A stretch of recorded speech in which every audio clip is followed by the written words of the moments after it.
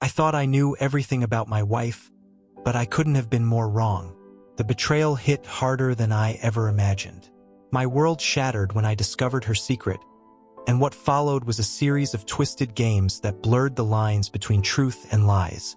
She promised me everything, but could I trust her? Was she really working for me, or had I been just another pawn in a game much bigger than I could understand? I was about to uncover a truth that would change my life forever. And the hardest part? I didn't know who I could trust anymore. Would you believe the one you love, even when it feels like everything is falling apart? I never thought my life could turn upside down. My name is Mark. I'm 38 years old, and I live in the suburbs of Seattle. I work as an engineer at a tech company. My wife, Laura, and I have been together for 12 years, and I always thought our marriage was perfect. She was the one who supported me during tough times, decorated my life, and gave it meaning. But as it turned out, I didn't know her at all. That evening was as ordinary as the dozens before it. I came home after a hard day at work. Laura greeted me with a warm smile, as always, although I noticed something strange in her eyes. She seemed distracted, her thoughts far away. I asked if everything was all right, and she said she was worried about her work. "I think we're losing a big client," she explained, pouring herself a glass of wine. I didn't want to press her. Laura worked in logistics, and I knew her projects could be quite stressful from time to time. A few days later, I noticed something strange. We were sitting at the kitchen table for breakfast when Laura left her phone on the table and ran to the bathroom. Her phone lit up, and I accidentally saw a message that appeared on the screen. "The cargo has arrived. Waiting for your instructions."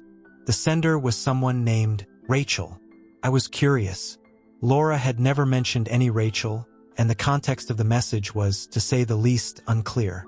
What cargo? What instructions? When I opened her phone, I knew the code. It was the date of our wedding.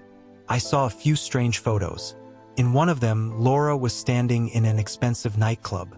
Beside her were unfamiliar men in expensive suits, and on the table in front of them lay large stacks of money and several crates. The crates were marked as cargo for transport. My head was spinning. This was not the Laura I knew. I started feeling like something inside me was cracking, but I decided not to jump to conclusions just yet.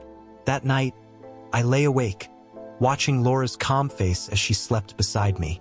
I couldn't imagine that she could be involved in anything illegal, but the photos and the message left me with fewer doubts. The next day, telling Laura that I was going to the gym, I decided to conduct my own investigation.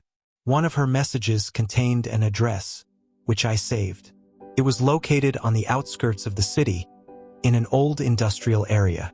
I arrived at the warehouse late in the evening when the dusk had already wrapped everything in darkness. The place looked abandoned, but on one side of the warehouse, there were a few windows with lights on. I parked my car at a distance, turned off the headlights, and began watching. After a while, a black truck pulled up. Several men in dark clothing got out, followed by Laura. I froze in shock as I saw her confidently giving instructions, pointing out where to unload. In their hands, I saw boxes that looked like the ones in the photos. I took out my phone and started photographing. She looked completely different from how she was at home. Confident, cold, even authoritative. This was a woman I didn't know. That night, when I returned home, Laura was already there. She was sitting on the couch with a book in her hands, calm as always. I looked at her and felt anger and pain rising inside me. The next day, I decided to ask her directly. I showed her the photos and asked, "What does this mean, Laura? What are you hiding from me?" Her face first turned pale, then she started denying everything, saying that these were just work-related moments, that I didn't understand the context. But after a few minutes, she suddenly broke down.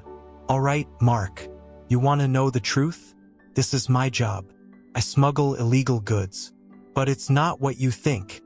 Her confession knocked me off my feet, but the real shock was still ahead. Laura told me that she was actually working for the FBI. Her assignment was to infiltrate an organized criminal group to expose a smuggling network that, according to her, was extremely dangerous. "I wanted to protect you, Mark, so I couldn't tell you the truth. Now that you're in danger, they might find out that you're aware, and this could jeopardize not only my mission but our lives." I tried to understand her logic, but something didn't add up in her story. Her behavior was too confident for someone risking their life in such a complex operation. A few days later, I received a call from a man who introduced himself as an FBI agent. He came to our house and explained that Laura had indeed been working for them, but recently she had become uncontrollable. It turned out that she had been using her job as a cover, but now she was involved in personal affairs, smuggling not only evidence for the FBI but also goods for her own benefit. "She's betrayed us, Mark, and if we don't stop her now, it will lead to a disaster," the agent said. I was shattered. The person I loved turned out to be someone completely different. The FBI asked me to cooperate and help expose Laura. It was like a knife to the heart. I didn't know what to do. On one side was my love for Laura, and on the other, a sense of justice and fear for my own life. During a controlled operation, Laura was arrested. I stood in the crowd and watched as they led her out in handcuffs. She gave me one last look, full of disappointment and hatred. "You've ruined everything, Mark," she said as they took her to the car. After that, my life was never the same. I lost everything I loved, but was it really love? I thought that question would stay with me forever.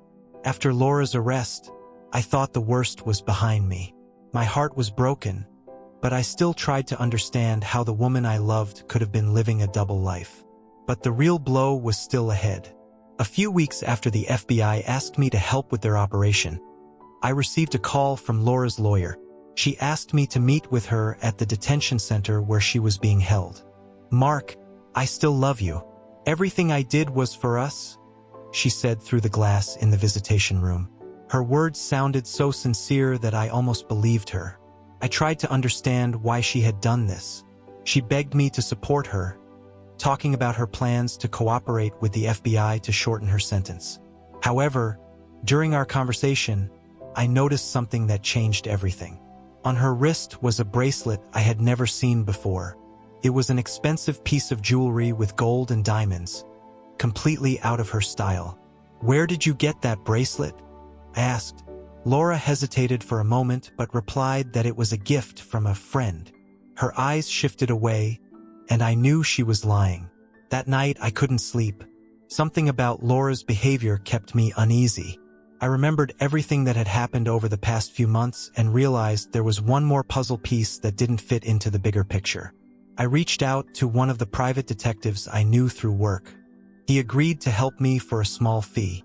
A few days later, he provided me with information that finally broke me. Laura had an affair with one of the men she worked with. His name was Michael, and he was not only a part of the smuggling network but also a key figure in the whole operation. He was the one who had given her that bracelet, and the one she spent time with in expensive hotels while I thought she was busy with work. I managed to convince the FBI to give me a recording of one of Laura's phone calls they had intercepted during her activities. I sat in their office when I heard her talking to Michael. "You have to hold on, Laura. We'll sort everything out and I'll get you out of this. And then, we'll be together. No one can separate us." My world shattered once again. Everything I had experienced in the past few weeks now seemed like an even bigger nightmare. Laura hadn't just betrayed me physically, but emotionally as well. Her love was a fake, and now I knew it.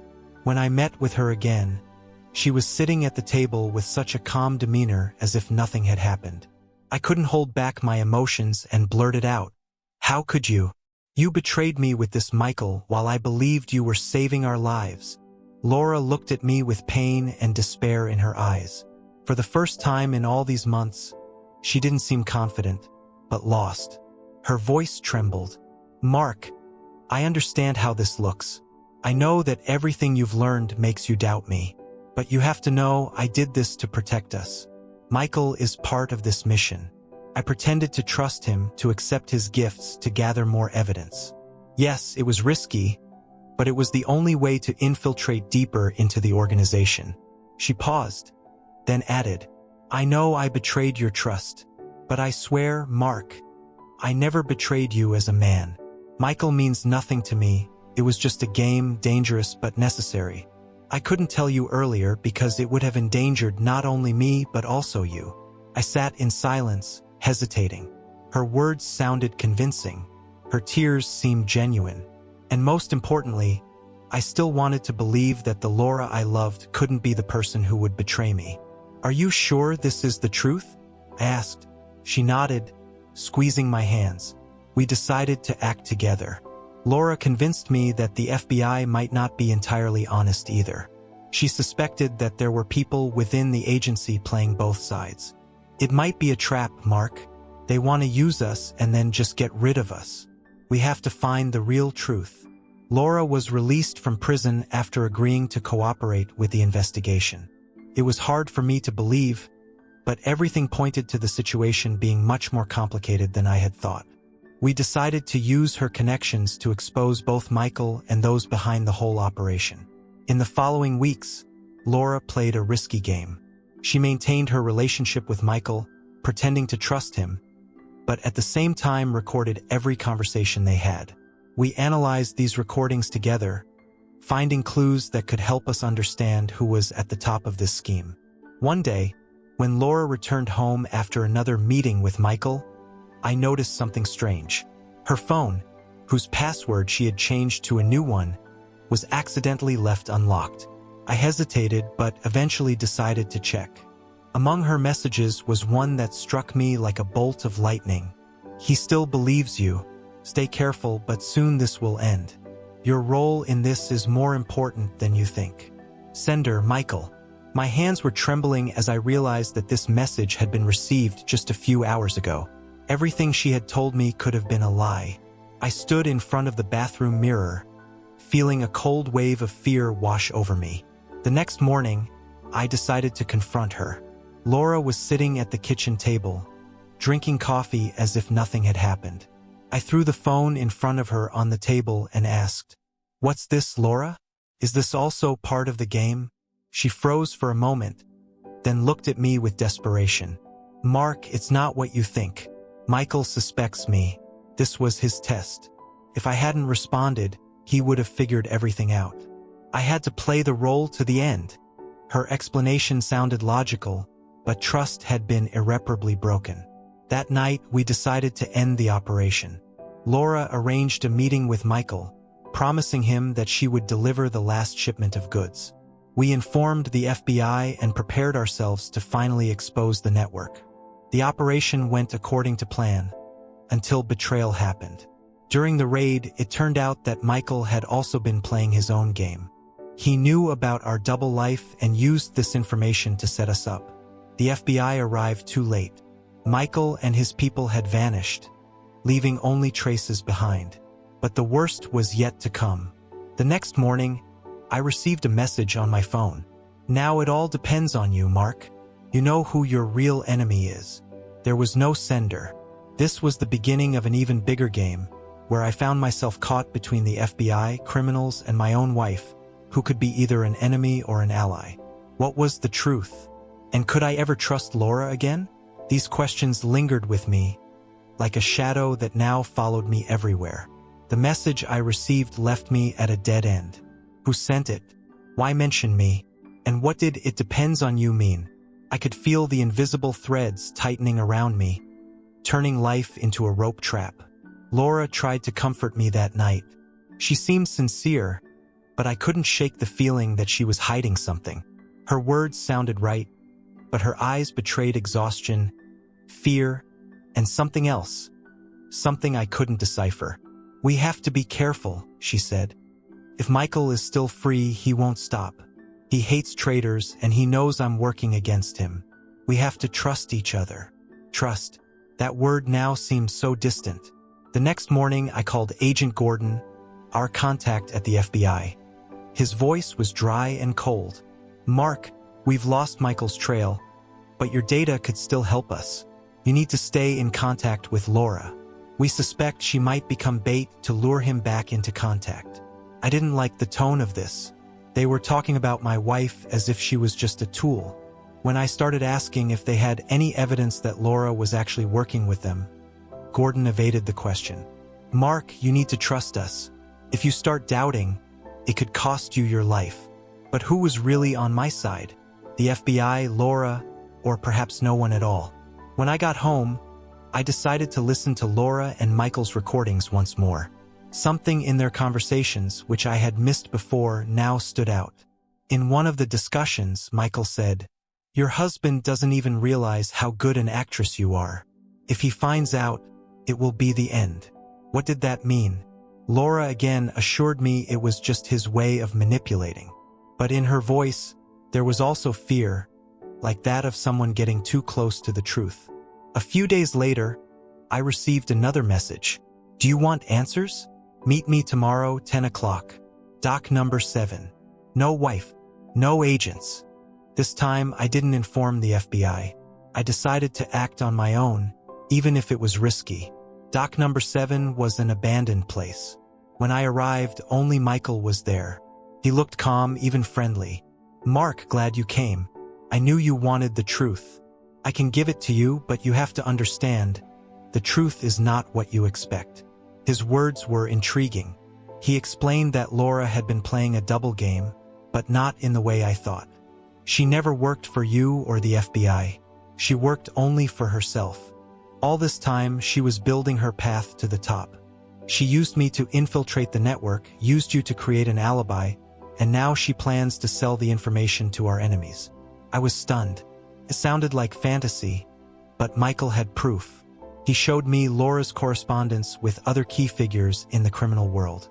When I returned home, Laura was there.